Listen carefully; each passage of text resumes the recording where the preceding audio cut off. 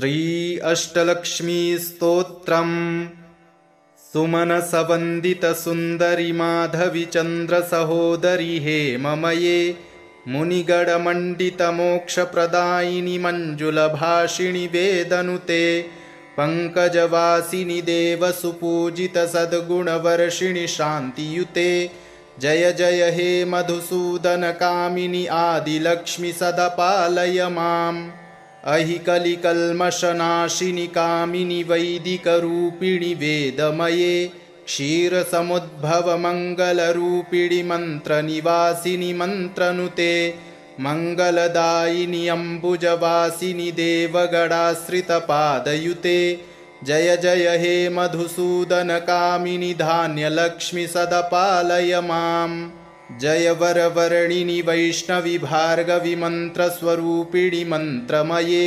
सुरगणपूजित शीघ्रफलप्रद ज्ञानविकासिनि शास्त्रनुते भवभयहारिणि पापविमोचनि साधुजनाश्रितपादयुते जय जय हे मधुसूदन कामिनि धैर्यलक्ष्मि सदा पालय माम् जय जय दुर्गतिनाशिनि कामिनि सर्वफलप्रद शास्त्रमये रथगजतुरगपदादि समावृत परिजनमण्डित लोकनुते हरिहर ब्रह्म सुपूजित सेवित तापनिवारिणि पादयुते जय जय हे मधुसूदन कामिनि गजलक्ष्मी रूपेण पालय माम् अहि खगवाहिनि मोहिनि चक्रिणि रागविवर्धिनि ज्ञानमये गुणगणवारिधि लोकहितैषिणि स्वरसप्तविभूषित गाननुते सकलसुरासुरदेव मुनीश्वर मानव वन्दित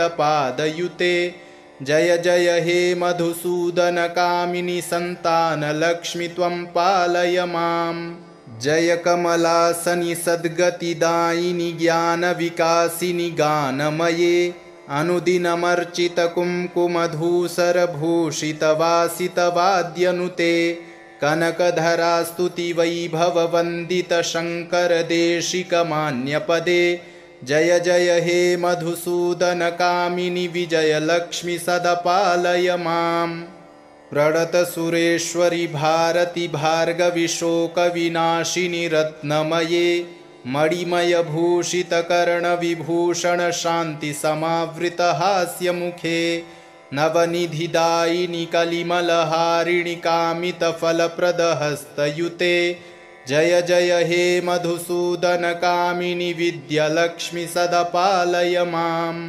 धिमि धिमि धिं धिमि धिं धिमि धिं धिमि दुन्दुभिनादसुपूर्णमये घुम घुम घुम घुम घुम घुम घुम घुम शङ्खनिनादसुवाद्यनुते वेदपुराणेतिहाससुपूजित वैदिकमार्गप्रदर्शयुते जय जय हे मधुसूदन कामिनि धनलक्ष्मी रूपेण पालय माम् श्रीगणपत्यथर्वशीर्षम् हरिः ॐ नमस्ते गणपतये त्वमेव प्रत्यक्षं तत्त्वमसि त्वमेव केवलं कर्तासि त्वमेव केवलं धर्तासि त्वमेव केवलं हर्तासि त्वमेव सर्वं खल्विदं ब्रह्मासि त्वं साक्षादात्मासि नित्यं ऋतं वच्मि सत्यं वच्मि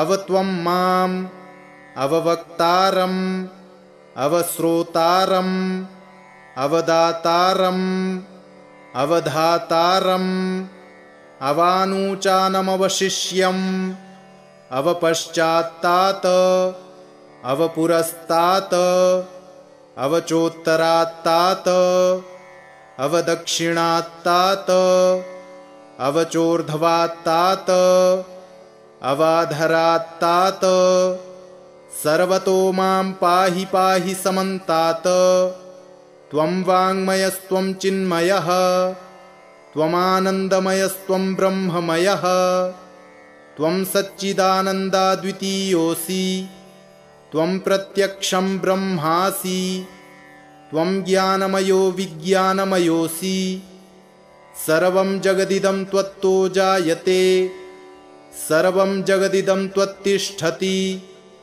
सर्वं जगदिदं त्वयि लयमेष्यति सर्वं जगदिदं त्वयि प्रत्येति त्वं भूमिरापो नलो नीलो नभः त्वं चत्वारि वाक्पदानि त्वं गुणत्रयातीतः त्वं कालत्रयातीतः त्वं देहत्रयातीतः त्वं मूलाधारस्थितोऽसि नित्यं त्वं शक्तित्रयात्मकः त्वां योगिनो ध्यायन्ति नित्यं त्वं ब्रह्मा त्वं विष्णुस्त्वं रुद्रस्त्वमिन्द्रस्त्वम् अग्निस्त्वं वायुस्त्वं सूर्यस्त्वं चन्द्रमास्त्वं ब्रह्म भूर्भुवः सुरोम गणादिं पूर्वमुच्चार्य वरणादिं तदनन्तरम्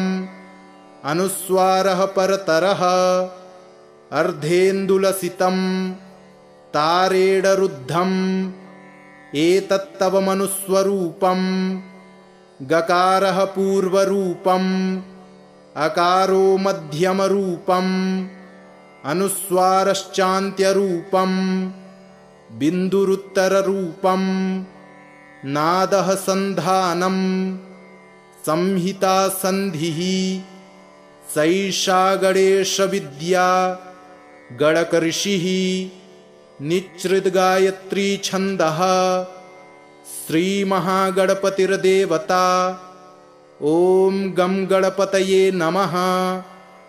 एकदन्ताय विद्महे वक्रतुण्डाय धीमहि तन्नो दन्ती प्रचोदयात्।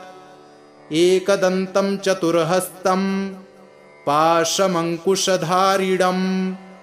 अभयं वरदं हस्तैर्बिभ्राणं मूषकध्वजम् रक्तं लम्बोदरं शूर्पकर्णकं रक्तवाससं रक्तगन्धानुलिप्ताङ्गम् रक्तपुष्पैः सुपूजितं भक्तानुकम्पिनं देवं जगत्कारणमच्युतम् आविर्भूतं च सृष्ट्यादौ प्रकृतेः पुरुषात् परम् एवं ध्यायति यो नित्यं स योगी योगिनां वरः।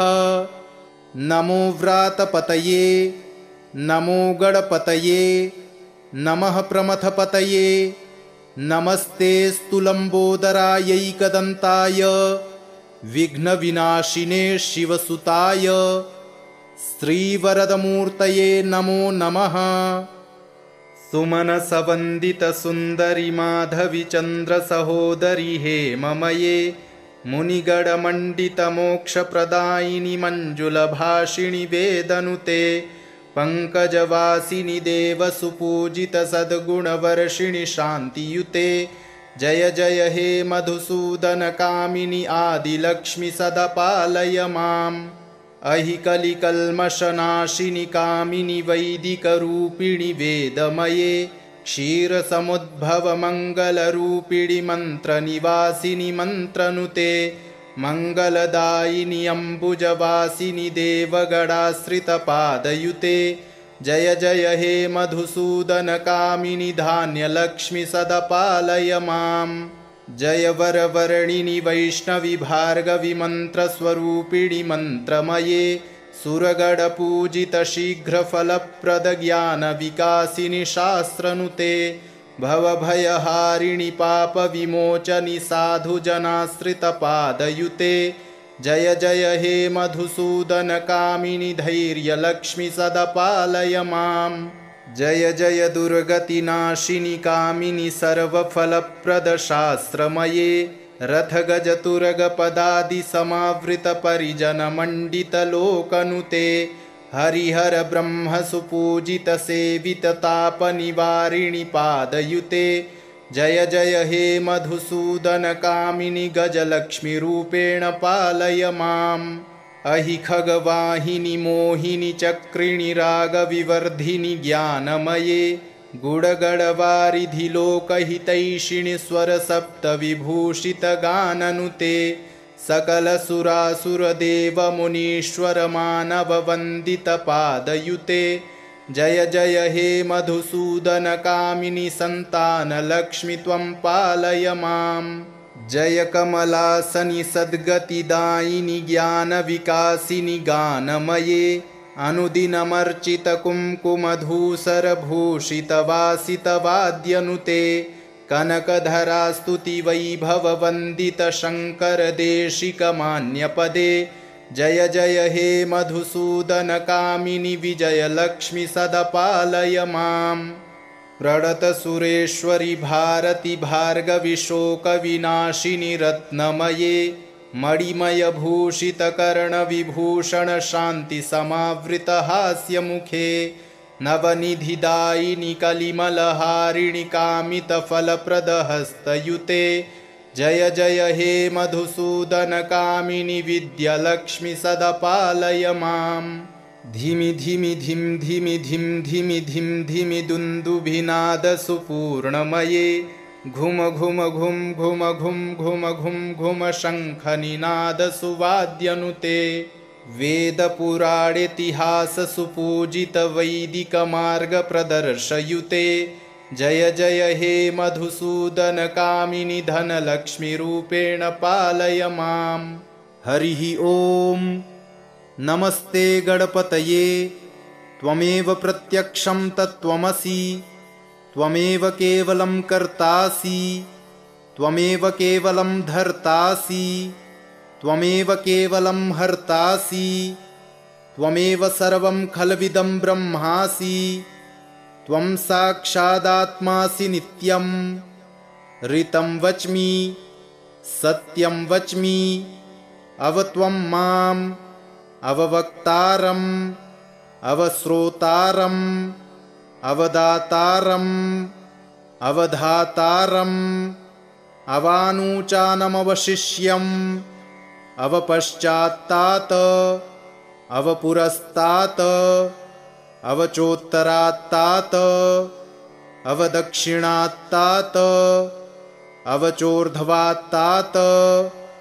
अवाधरात्तात् सर्वतो मां पाहि पाहि समन्तात् त्वं वाङ्मयस्त्वं चिन्मयः त्वमानन्दमयस्त्वं ब्रह्ममयः त्वं सच्चिदानन्दाद्वितीयोऽसि त्वं प्रत्यक्षं ब्रह्मासि त्वं ज्ञानमयो विज्ञानमयोऽसि सर्वं जगदिदं त्वत्तो जायते सर्वं जगदिदं त्वत्तिष्ठति सर्वं जगदिदं त्वयि लयमेष्यति सर्वं जगदिदं त्वयि प्रत्येति त्वं भूमिरापो नलो नीलो नभः त्वं चत्वारि वाक्पदानि त्वं गुणत्रयातीतः त्वं कालत्रयातीतः त्वं देहत्रयातीतः त्वं मूलाधारस्थितोऽसि नित्यं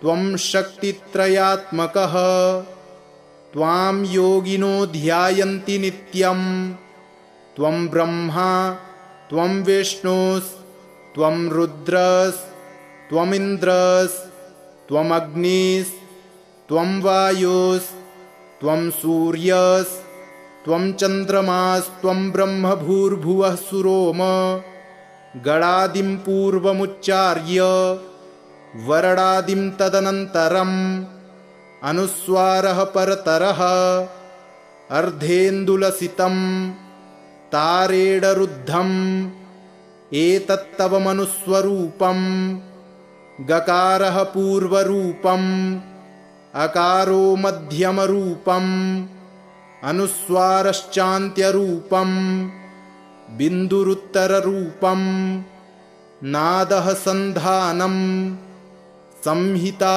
सन्धिः सैषा गणेशविद्या गणकऋषिः निच्छृद्गायत्री छन्दः श्रीमहागणपतिर्देवता ॐ गं गणपतये नमः। एकदन्ताय विद्महे वक्रतुण्डाय धीमहि तन्नो दन्ती प्रचोदयात्।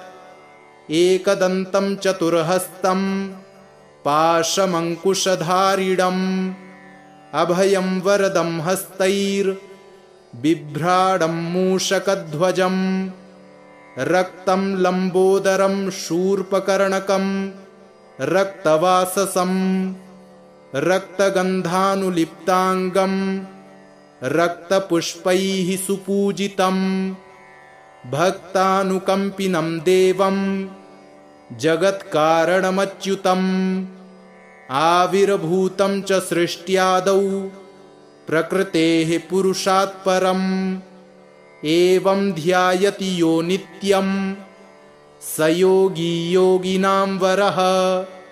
नमो व्रातपतये नमो गणपतये नमः प्रमथपतये नमस्तेऽस्तु लम्बोदरायैकदन्ताय विघ्नविनाशिने शिवसुताय श्रीवरदमूर्तये नमो नमः। सुमनसवन्दितसुन्दरि माधवि चन्द्रसहोदरि हेममये मुनिगणमण्डितमोक्षप्रदायिनि मञ्जुलभाषिणि वेदनुते पङ्कजवासिनि देवसुपूजितसद्गुणवर्षिणि शान्तियुते जय जय हे मधुसूदनकामिनि आदिलक्ष्मि सदा पालय माम् अहिकलिकल्मषनाशिनि कामिनि वैदिकरूपिणि वेदमये क्षीरसमुद्भवमङ्गलरूपिणि मन्त्रनिवासिनि मन्त्रनुते मङ्गलदायिनि अम्बुजवासिनि देवगणाश्रितपादयुते जय जय हे मधुसूदनकामिनि धान्यलक्ष्मि सदा पालय माम् जय वरवर्णिनि वैष्णवि भार्गवि मन्त्रस्वरूपिणि मन्त्रमये सुरगणपूजित शीघ्रफलप्रदज्ञानविकासिनि शास्त्रनुते भवभयहारिणि पापविमोचनि साधुजनाश्रितपादयुते जय जय हे मधुसूदनकामिनि धैर्यलक्ष्मि सदा पालय माम् जय जय दुर्गतिनाशिनि कामिनि सर्वफलप्रदशास्त्रमये रथगजतुरगपदादिसमावृतपरिजनमण्डितलोकनुते हरिहर ब्रह्मसुपूजितसेविततापनिवारिणि पादयुते जय जय हे मधुसूदनकामिनि गजलक्ष्मीरूपेण पालय माम् अहि खगवाहिनि मोहिनि चक्रिणि रागविवर्धिनि ज्ञानमये गुणगणवारिधि लोकहितैषिणि स्वरसप्तविभूषितगाननुते सकलसुरासुरदेवमुनीश्वरमानववन्दितपादयुते जय जय हे मधुसूदनकामिनि सन्तानलक्ष्मि त्वं पालय माम् जय कमलासनि सद्गतिदायिनि ज्ञानविकासिनि गानमये अनुदिनमर्चितकुङ्कुमधूसरभूषितवासितवाद्यनुते कनकधरास्तुतिवैभववन्दितशङ्करदेशिकमान्यपदे जय जय हे मधुसूदनकामिनि विजयलक्ष्मि सदा पालय माम् प्रणतसुरेश्वरि भारति भार्गवि शोकविनाशिनि रत्नमये मणिमयभूषितकर्णविभूषणशान्तिसमावृतहास्यमुखे नवनिधिदायिनि कलिमलहारिणि कामितफलप्रदहस्तयुते जय जय हे मधुसूदनकामिनि विद्यालक्ष्मि सदा पालय माम् धिमि धिमि धिं धिमि धिं धिमि धिं धिमि दुन्दुभिनादसुपूर्णमये घुम घुम घुं घुम घुं घुम घुं घुम शङ्खनिनादसुवाद्यनुते वेदपुराणेतिहाससुपूजितवैदिकमार्गप्रदर्शयुते जय जय हे मधुसूदनकामिनि धनलक्ष्मीरूपेण पालय माम् हरिः ॐ नमस्ते गणपतये त्वमेव प्रत्यक्षं तत्त्वमसि त्वमेव केवलं कर्तासि त्वमेव केवलं धर्तासि त्वमेव केवलं हर्तासि त्वमेव सर्वं खल्विदं ब्रह्मासि त्वं साक्षादात्मासि नित्यं ऋतं वच्मि सत्यं वच्मि अवत्वं माम् अववक्तारम् अवश्रोतारम् अवदातारम् अवधातारम् अवानूचानमवशिष्यम् अवपश्चात्तात् अवपुरस्तात् अवचोत्तरात्तात् अवदक्षिणात्तात् अवचोर्ध्वात्तात् अवाधरात्तात् सर्वतो मां पाहि पाहि समन्तात्। त्वं वाङ्मयस्त्वं चिन्मयः त्वमानन्दमयस्त्वं ब्रह्ममयः त्वं सच्चिदानन्दाद्वितीयोऽसि त्वं प्रत्यक्षं ब्रह्मासि त्वं ज्ञानमयो विज्ञानमयोऽसि। सर्वं जगदिदं त्वत्तो जायते सर्वं जगदिदं त्वत्तिष्ठति सर्वं जगदिदं त्वयि लयमेष्यति सर्वं जगदिदं त्वयि प्रत्येति। त्वं भूमिरापो नलो नीलो नभः त्वं चत्वारि वाक्पदानि त्वं गुणत्रयातीतः त्वं कालत्रयातीतः त्वं देहत्रयातीतः त्वं मूलाधारस्थितोऽसि नित्यं त्वं शक्तित्रयात्मकः त्वां योगिनो ध्यायन्ति नित्यं। त्वं ब्रह्मा त्वं विष्णुस्त्वं रुद्रस्त्वमिन्द्रस्त्वम् अग्निस्त्वं वायुस्त्वं सूर्यस्त्वं चन्द्रमास्त्वं ब्रह्म भूर्भुवः सुरोम गणादिं पूर्वमुच्चार्य वरणादिं तदनन्तरम् अनुस्वारः परतरः अर्धेन्दुलसितं तारेणरुद्धम् एतत्तव मनुस्वरूपं गकारः पूर्वरूपम् अकारो मध्यमरूपम् अनुस्वारश्चान्त्यरूपम् बिन्दुरुत्तररूपम् नादः सन्धानम् संहिता सन्धिः सैषा गणेशविद्या गणकऋषिः निच्छृद्गायत्री छन्दः श्रीमहागणपतिर्देवता। ॐ गं गणपतये नमः। एकदन्ताय विद्महे वक्रतुण्डाय धीमहि तन्नो दन्ती प्रचोदयात्। एकदन्तं चतुर्हस्तं पाशमङ्कुशधारिणम्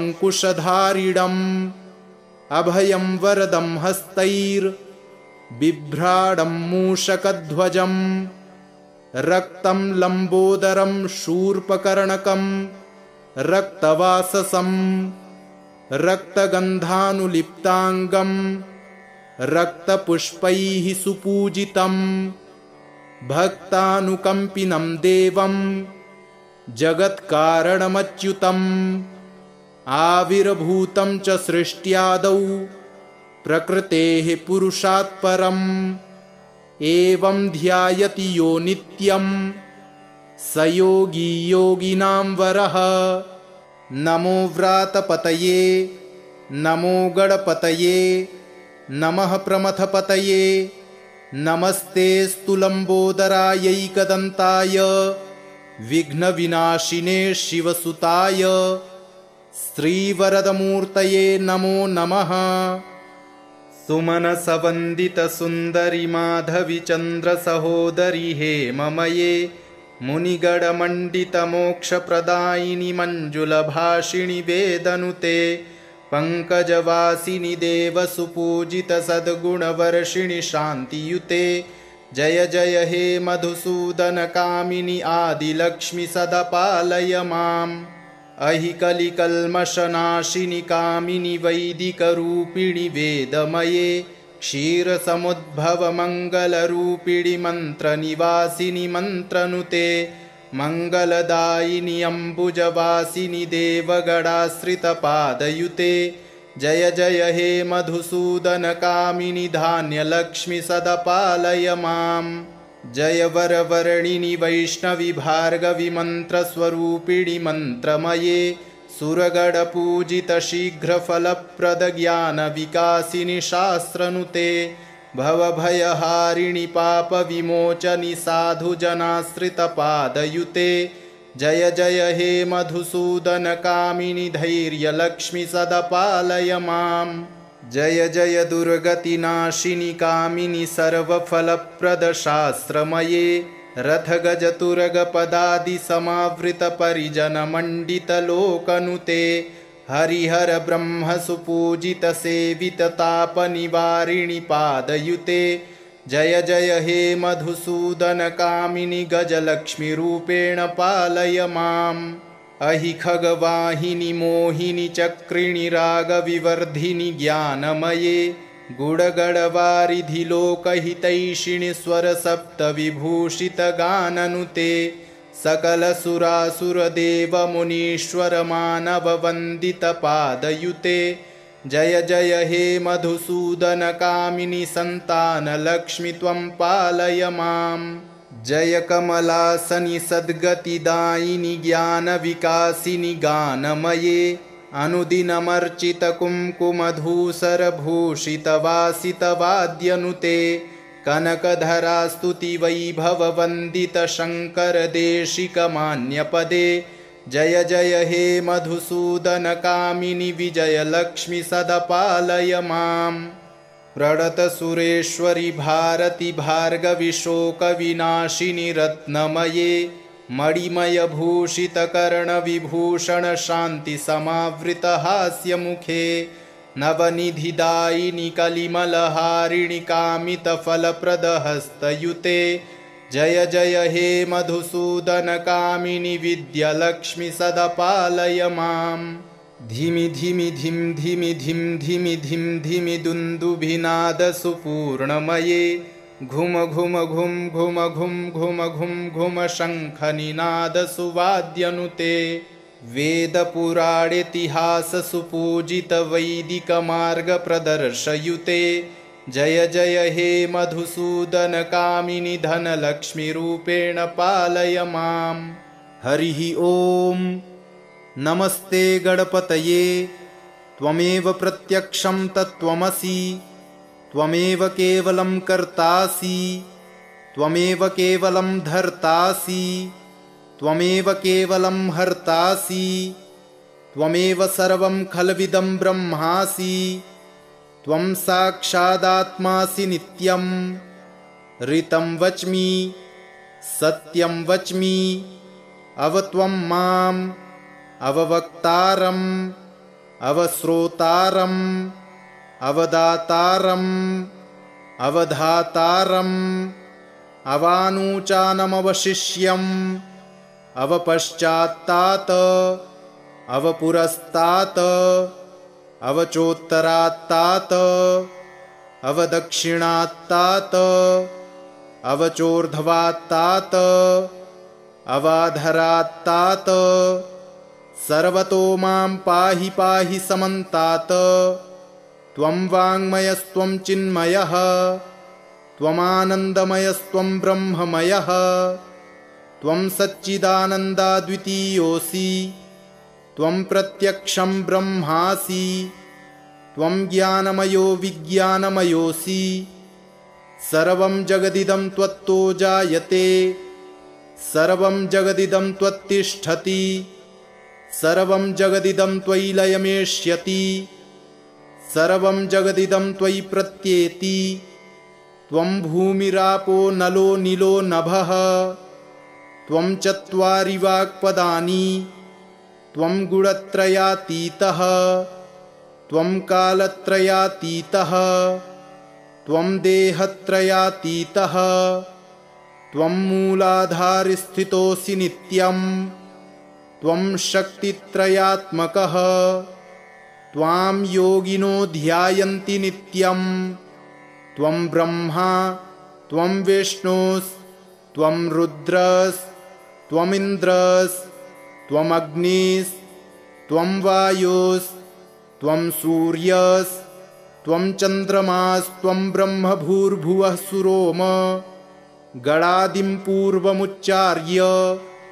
वरणादिं तदनन्तरम् अनुस्वारः परतरः अर्धेन्दुलसितं तारेडरुद्धम् एतत्तवमनुस्वरूपम् गकारः पूर्वरूपम् अकारो मध्यमरूपम् अनुस्वारश्चान्त्यरूपम् बिन्दुरुत्तररूपम् नादः सन्धानम् संहिता सन्धिः सैषा गणेशविद्या गणकऋषिः निच्छृद्गायत्री छन्दः श्रीमहागणपतिर्देवता। ॐ गं गणपतये नमः।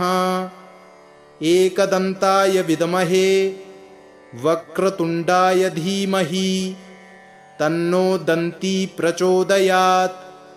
एकदन्तं चतुर्हस्तं पाशमङ्कुशधारिणम् अभयं वरदं हस्तैर्बिभ्राडं मूषकध्वजं रक्तं लम्बोदरं शूर्पकर्णकं रक्तवाससं रक्तगन्धानुलिप्ताङ्गं रक्तपुष्पैः सुपूजितं भक्तानुकम्पिनं देवं जगत्कारणमच्युतम् आविर्भूतं च सृष्ट्यादौ प्रकृतेः पुरुषात् परम् एवं ध्यायति यो नित्यं स योगी योगिनां वरः।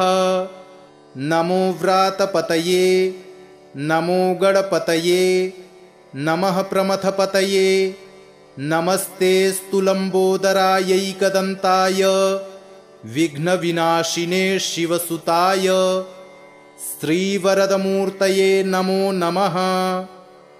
सुमनसवन्दितसुन्दरि माधवि चन्द्रसहोदरि हेममये मुनिगणमण्डितमोक्षप्रदायिनि मञ्जुलभाषिणि वेदनुते पङ्कजवासिनि देवसुपूजितसद्गुणवर्षिणि शान्तियुते। जय जय हे मधुसूदनकामिनि आदिलक्ष्मि सदा पालय माम्। अहि कलिकल्मषनाशिनि कामिनि वैदिकरूपिणि वेदमये क्षीरसमुद्भवमङ्गलरूपिणि मन्त्रनिवासिनि मन्त्रनुते मङ्गलदायिनि अम्बुजवासिनि देवगणाश्रितपादयुते। जय जय हे मधुसूदनकामिनि धान्यलक्ष्मि सदा पालय माम्। जय वरवर्णिनि वैष्णवि भार्गवि मन्त्रस्वरूपिणि मन्त्रमये सुरगणपूजित शीघ्रफलप्रदज्ञानविकासिनि शास्त्रनुते भवभयहारिणि पापविमोचनि साधुजनाश्रितपादयुते। जय जय हे मधुसूदनकामिनि धैर्यलक्ष्मि सदा पालय माम्।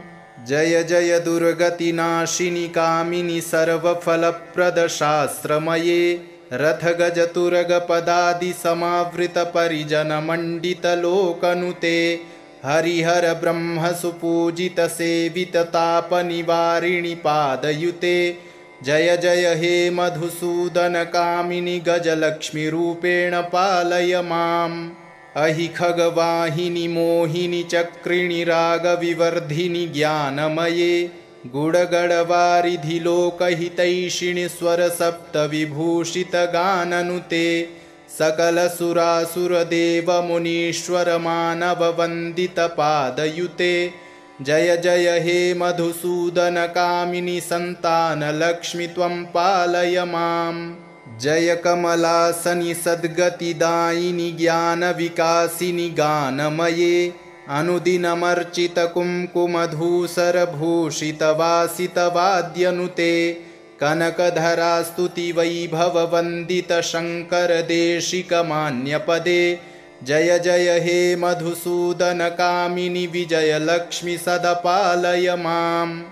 प्रणतसुरेश्वरि भारति भार्गवि शोकविनाशिनि रत्नमये मणिमयभूषितकर्णविभूषण शान्तिसमावृतहास्यमुखे नवनिधिदायिनि कलिमलहारिणि कामितफलप्रदहस्तयुते जय जय हे मधुसूदनकामिनि विद्यालक्ष्मि सदा पालय माम् धिमि धिमि धिं धिमि धिं धिमि धिं धिमि दुन्दुभिनादसुपूर्णमये घुम घुम घुं घुम घुं घुम घुं घुम शङ्खनिनादसुवाद्यनुते वेदपुराणेतिहाससुपूजितवैदिकमार्गप्रदर्शयुते जय जय हे मधुसूदनकामिनि धनलक्ष्मीरूपेण पालय माम् हरिः ॐ नमस्ते गणपतये त्वमेव प्रत्यक्षं तत्त्वमसि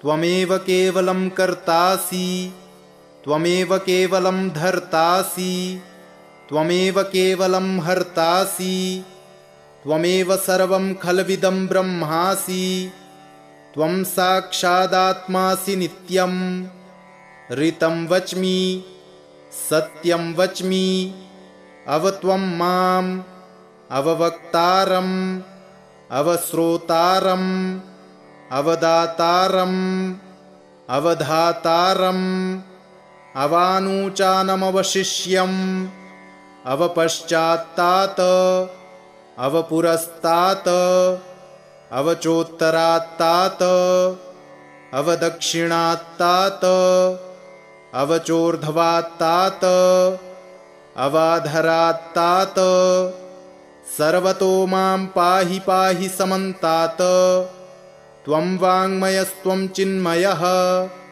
त्वमानन्दमयस्त्वं ब्रह्ममयः त्वं सच्चिदानन्दाद्वितीयोऽसि त्वं प्रत्यक्षं ब्रह्मासि त्वं ज्ञानमयो विज्ञानमयोऽसि सर्वं जगदिदं त्वत्तो जायते सर्वं जगदिदं त्वत्तिष्ठति सर्वं जगदिदं त्वयि लयमेष्यति सर्वं जगदिदं त्वयि प्रत्येति त्वं भूमिरापो नलो नीलो नभः त्वं चत्वारि वाक्पदानि त्वं गुणत्रयातीतः त्वं कालत्रयातीतः त्वं देहत्रयातीतः त्वं मूलाधारस्थितोऽसि नित्यम् त्वं शक्तित्रयात्मकः त्वां योगिनो ध्यायन्ति नित्यं त्वं ब्रह्मा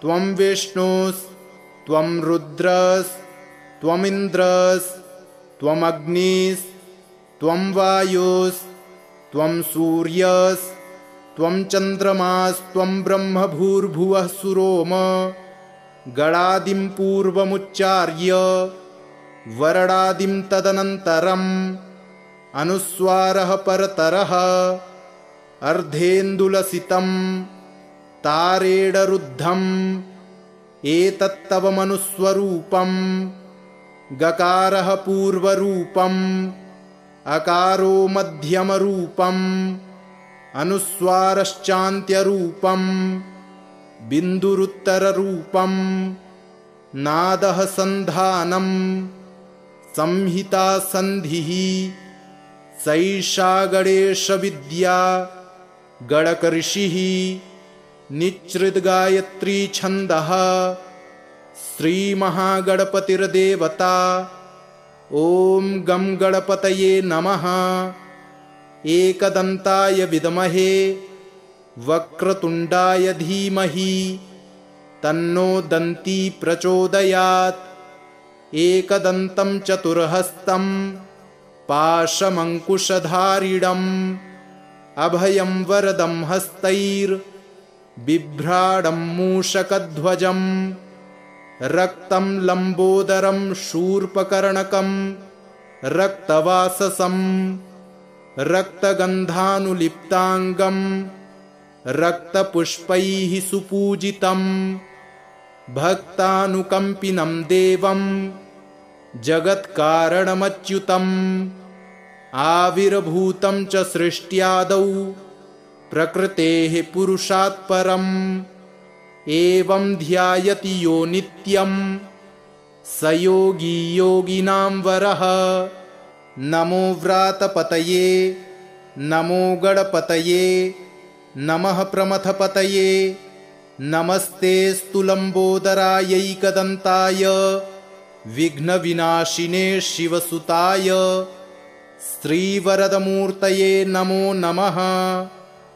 सुमनसवन्दितसुन्दरि माधवि चन्द्रसहोदरि हेममये मुनिगणमण्डितमोक्षप्रदायिनि मञ्जुलभाषिणि वेदनुते पङ्कजवासिनि देवसुपूजितसद्गुणवर्षिणि शान्तियुते। जय जय हे मधुसूदनकामिनि आदिलक्ष्मि सदा पालय माम्। अहि कलिकल्मषनाशिनि कामिनि वैदिकरूपिणि वेदमये क्षीरसमुद्भवमङ्गलरूपिणि मन्त्रनिवासिनि मन्त्रनुते मङ्गलदायिनि अम्बुजवासिनि देवगणाश्रितपादयुते। जय जय हे मधुसूदनकामिनि धान्यलक्ष्मि सदा पालय माम्। जय वरवर्णिनि वैष्णवि भार्गवि मन्त्रस्वरूपिणि मन्त्रमये सुरगणपूजित शीघ्रफलप्रदज्ञानविकासिनि शास्त्रनुते भवभयहारिणि पापविमोचनि साधुजनाश्रितपादयुते। जय जय हे मधुसूदनकामिनि धैर्यलक्ष्मि सदा पालय माम्। जय जय दुर्गतिनाशिनि कामिनि सर्वफलप्रदशास्त्रमये रथगजतुरगपदादिसमावृतपरिजनमण्डितलोकनुते हरिहर ब्रह्मसुपूजितसेविततापनिवारिणि पादयुते। जय जय हे मधुसूदनकामिनि गजलक्ष्मीरूपेण पालय माम्। अहि खगवाहिनि मोहिनि चक्रिणि रागविवर्धिनि ज्ञानमये गुडगडवारिधि लोकहितैषिणि स्वरसप्तविभूषितगाननुते सकलसुरासुरदेवमुनीश्वरमानववन्दितपादयुते। जय जय हे मधुसूदनकामिनि सन्तानलक्ष्मि त्वं पालय माम्।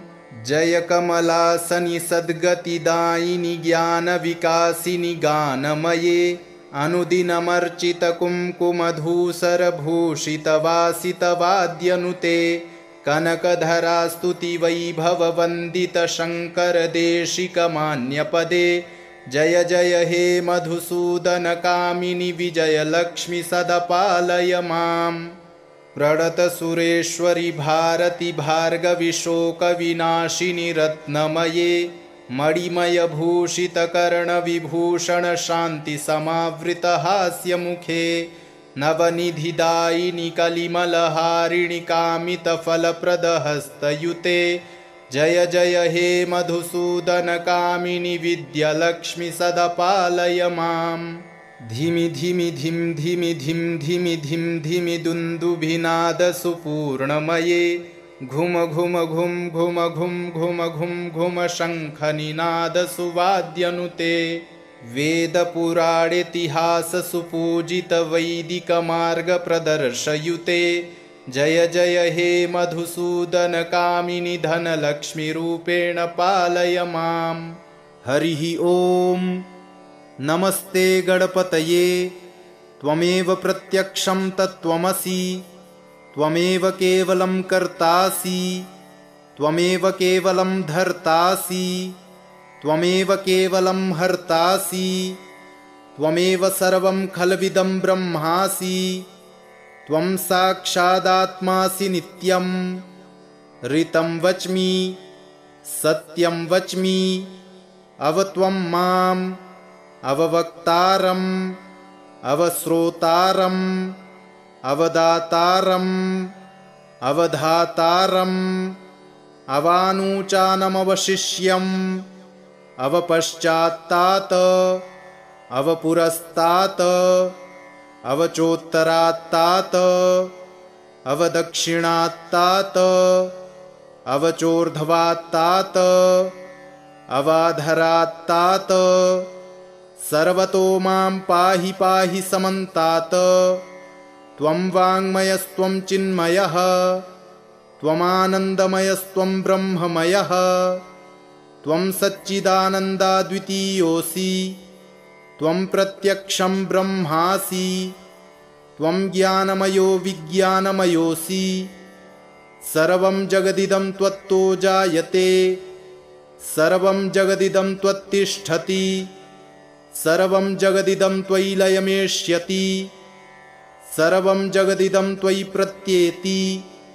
त्वं भूमिरापो नलो नीलो नभः, त्वं चत्वारि वाक्पदानि, त्वं गुणत्रयातीतः, त्वं कालत्रयातीतः, त्वं देहत्रयातीतः, त्वं मूलाधारस्थितोऽसि नित्यं, त्वं शक्तित्रयात्मकः, त्वां योगिनो ध्यायन्ति नित्यं, त्वं ब्रह्मा त्वं विष्णुस्त्वं रुद्रस्त्वमिन्द्रस्त्वम् अग्निस्त्वं वायुस्त्वं सूर्यस्त्वं चन्द्रमास्त्वं ब्रह्म भूर्भुवः सुरोम।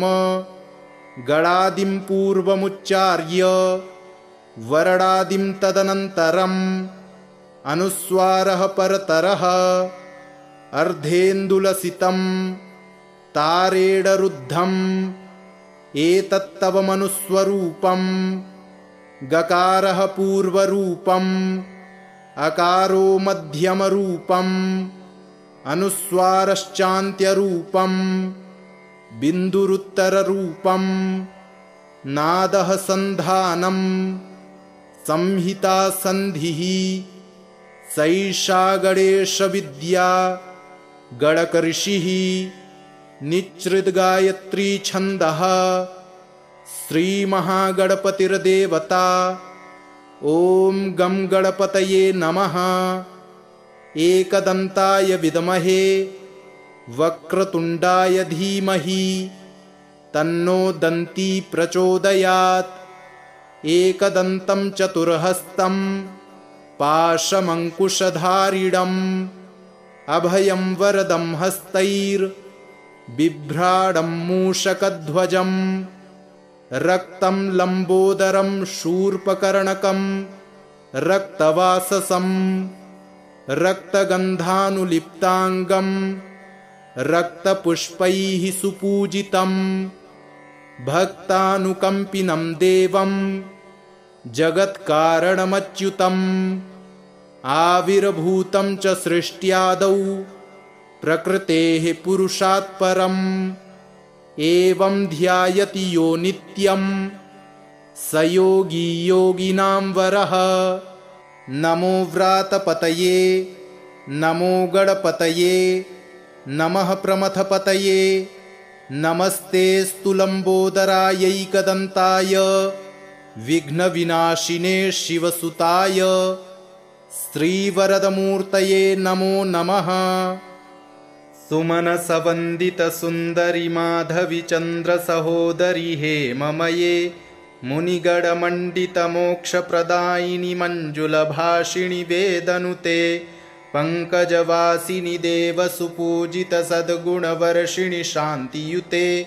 जय जय हे मधुसूदनकामिनि आदिलक्ष्मि सदा पालय माम्।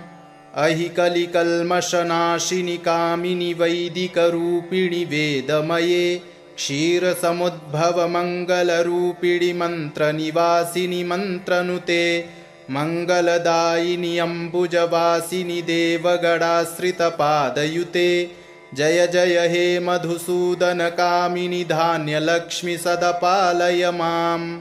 जय वरवर्णिनि वैष्णवि भार्गवि मन्त्रस्वरूपिणि मन्त्रमये सुरगणपूजित शीघ्रफलप्रद ज्ञानविकासिनि शास्त्रनुते भवभयहारिणि पापविमोचनि साधुजनाश्रितपादयुते। जय जय हे मधुसूदनकामिनि धैर्यलक्ष्मि सदा पालय माम्।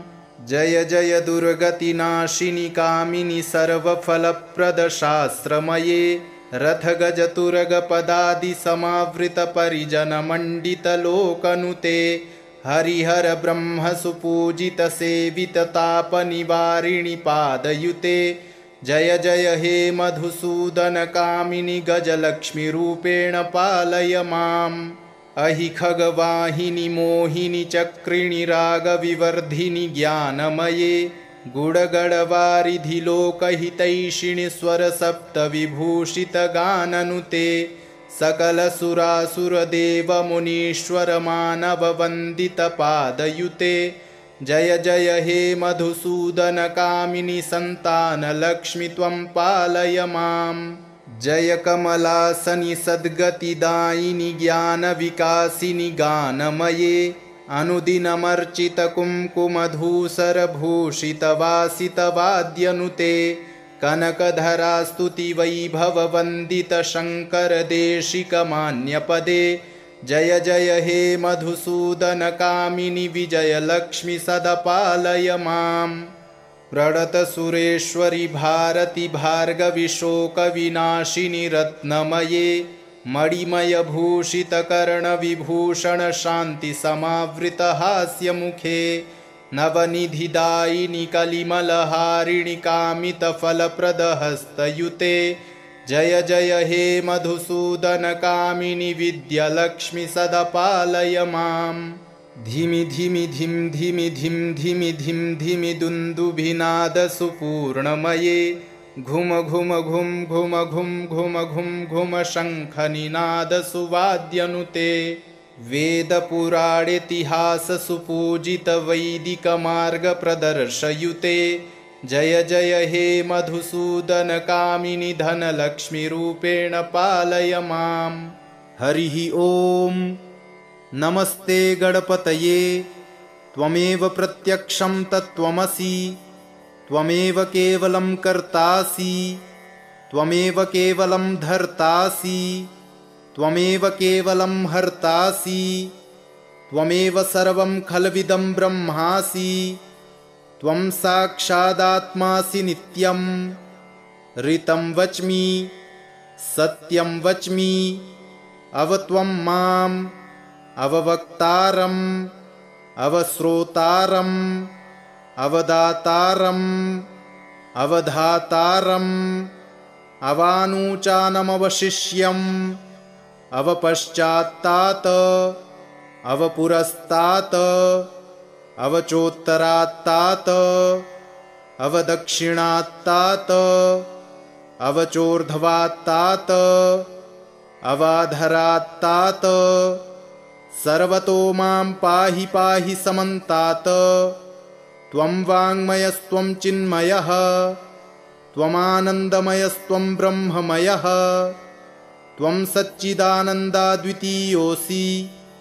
त्वं प्रत्यक्षं ब्रह्मासि त्वं ज्ञानमयो विज्ञानमयोऽसि सर्वं जगदिदं त्वत्तो जायते सर्वं जगदिदं त्वत्तिष्ठति सर्वं जगदिदं त्वयि लयमेष्यति सर्वं जगदिदं त्वयि प्रत्येति त्वं भूमिरापो नलो नीलो नभः त्वं चत्वारि वाक्पदानि त्वं गुणत्रयातीतः त्वं कालत्रयातीतः त्वं देहत्रयातीतः त्वं मूलाधारस्थितोऽसि नित्यं त्वं शक्तित्रयात्मकः त्वां योगिनो ध्यायन्ति नित्यं त्वं ब्रह्मा त्वं विष्णुस्त्वं रुद्रस्त्वमिन्द्रस्त्वम् अग्निस्त्वं वायुस्त्वं सूर्यस्त्वं चन्द्रमास्त्वं ब्रह्म